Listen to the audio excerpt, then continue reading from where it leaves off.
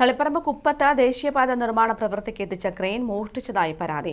നിർമ്മാണ കരാറുകാരായ മേഘ കൺസ്ട്രക്ഷൻ കമ്പനിയുടെ ക്രെയിനാണ് രണ്ടംഗ സംഘം മോഷ്ടിച്ചത്. തളിപ്പറമ്പ് പോലീസ് കേസെടുത്ത് അന്വേഷണം ആരംഭിച്ചു.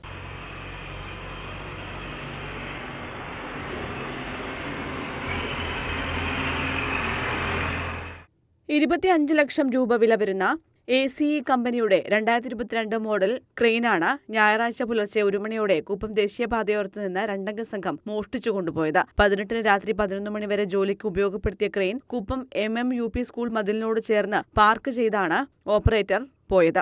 രാവിലെ 7 മണിയോടെ എത്തിയ അടുത്ത ഷിഫ്റ്റിലെ ഓപ്പറേറ്റർ ക്രെയിൻ കാണാത്തതിനെ തുടർന്ന് മേഘ കൺസ്ട്രക്ഷൻ കമ്പനിയുടെ സൈറ്റ് ഓഫീസിൽ വിവരം അറിയിക്കുകയായിരുന്നു. തുടർന്ന് 1 കിലോമീറ്ററോളം പ്രദേശത്ത് നടന്ന് പരിശോധിച്ചെങ്കിലും ക്രെയിൻ കണ്ടെത്താനായില്ല.